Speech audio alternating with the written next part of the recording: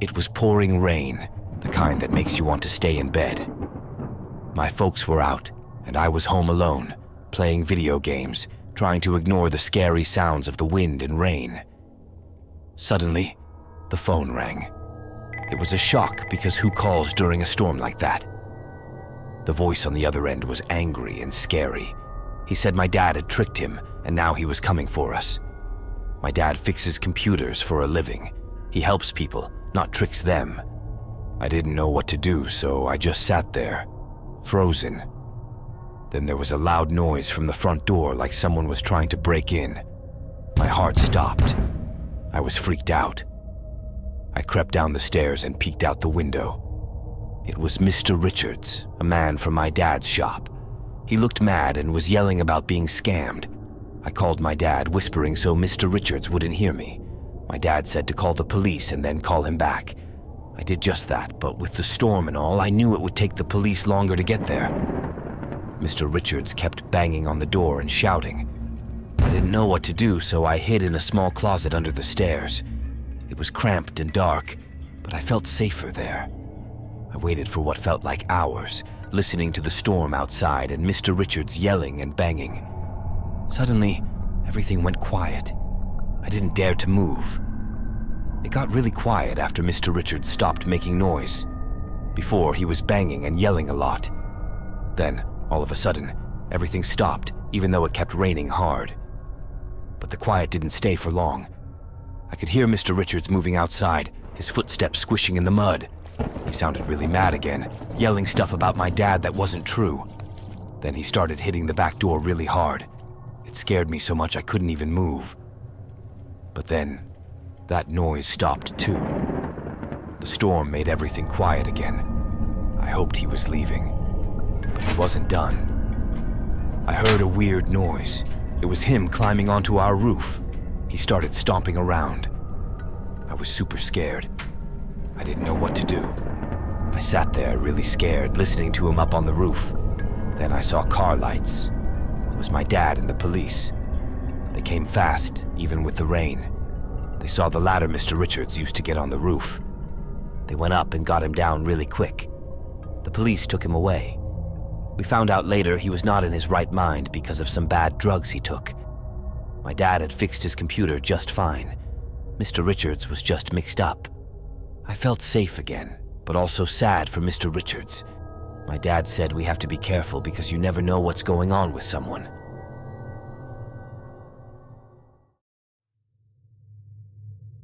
I got into this crazy situation because of a dare. My friends and me always liked doing exciting stuff. This time, we dared to check out the big old mall outside our town. It was shut down ages ago. People said it was haunted, which made us want to go even more. We made a simple plan. We'd go in, take a selfie, and then leave. But it didn't go as planned. Walking into the mall felt weird, like stepping into a different world. The air was thick and felt kind of sad, like the mall was lonely. There were 5 of us. We decided to split up to make it more fun. I went to where they used to sell food. It was a mess and super dusty. It was super quiet too. I took some pictures there. Then I heard something. It was a soft noise, like someone's shoe squeaking. I stopped to listen, but then it was gone. Thinking it was just my head playing tricks, I kept going. I found the place with all the game machines.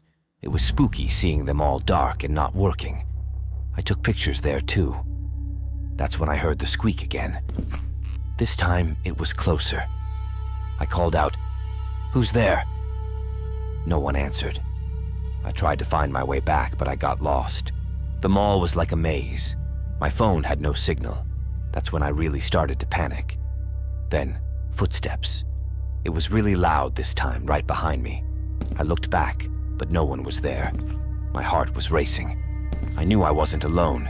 Someone or something was following me. I started walking faster, trying to find the exit. But the mall kept twisting and turning. The footsteps got louder and closer. I ran into a store. When I made it into the store, my heart was pounding so loud I could hear it in my ears. I quickly looked around for something, anything to help me. That's when I saw a big, heavy shelf. With all my strength, I pushed it in front of the door. I barely got it in place when I heard footsteps rushing toward me. They didn't stop or slow down. Instead, they charged like a bull. The person, or thing, charged and hit the door hard. The whole shelf shook, and so did I. I backed away, watching the door with wide eyes, expecting it to burst open any second. But after a few more hard hits, the banging stopped. Silence filled the store. It was the scariest silence I've ever heard. I didn't dare move. I just waited, listening so hard my head hurt. Then something unique happened. I started to hear scratches, like something moving through the walls. My first thought was rats or something, but this sounded bigger. The scratches turned into thumps moving along the wall. It can't be, I thought. Is the person trying to get in through the wall? I moved away from the noise, but it seemed to follow me. I realized then that the store wasn't just a store. It was like a shell with spaces behind the walls, spaces someone could use to move unseen. My fear turned up even higher. This is it, I thought. They're going to get me. Just then, right where the noise was loudest, an arm burst through the wall. Plaster and dust flew everywhere. It was a man's arm, reaching out like it wanted to grab me. I screamed and stumbled back, nearly falling over. My mind raced. There's someone inside the walls. The arm pulled back, and for a moment I thought about running. But where would I go? The door was blocked, and now I knew someone was in the walls. I felt trapped, like a mouse in a maze with no exit. I waited, expecting more arms, more holes in the wall, but nothing happened. The store was silent again, but it wasn't a good silence. It was the kind of silence that screams danger. Gathering my courage, I decided I couldn't stay there. I looked around for another way out and saw a small window high up on the back wall. It was a long shot, but it was my only chance. I started climbing, using whatever I could to get up. Shelves, a broken table. I didn't look back at the wall. I couldn't. I made it to the window and pushed it open. The cold air hit me like a splash of water. I climbed through, cutting my hand on the way out, but I didn't care. I dropped outside and ran. I didn't stop running until I saw the lights from the entrance where my friends were waiting.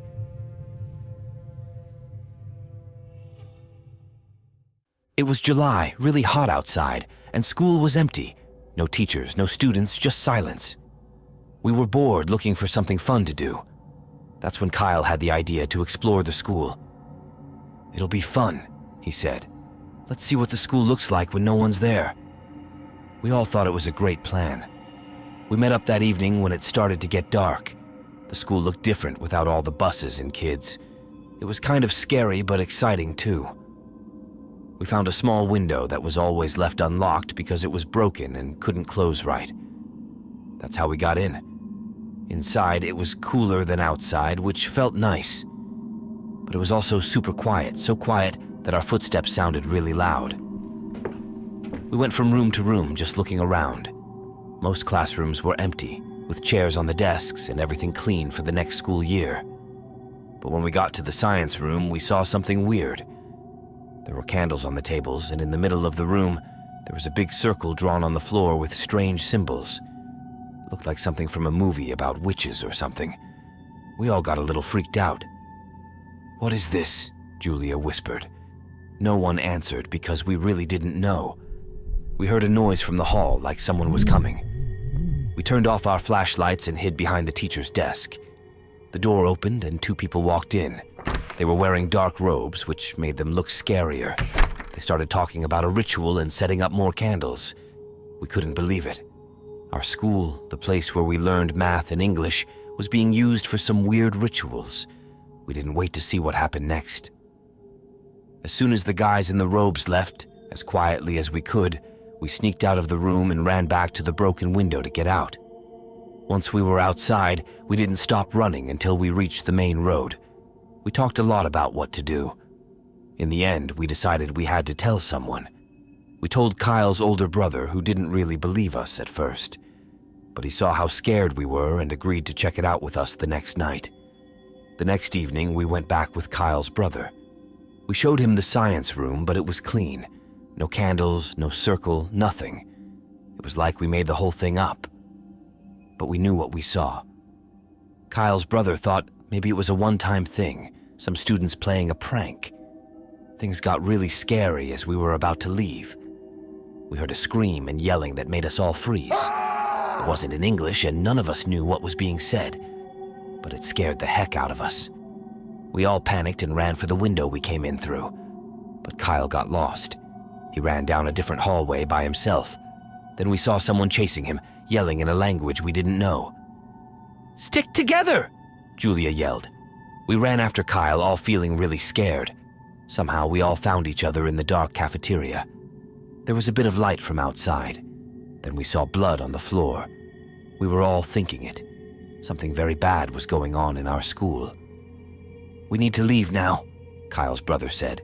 His voice was shaky. We all thought we could maybe get out through the kitchen. But the kitchen was a nightmare. There were dead animals everywhere, chickens and deer. They weren't cut up or anything, just dead. It made us scream. Then we heard that screaming and yelling in the foreign language again. It was closer this time. We didn't stop to think. We just ran as fast as we could.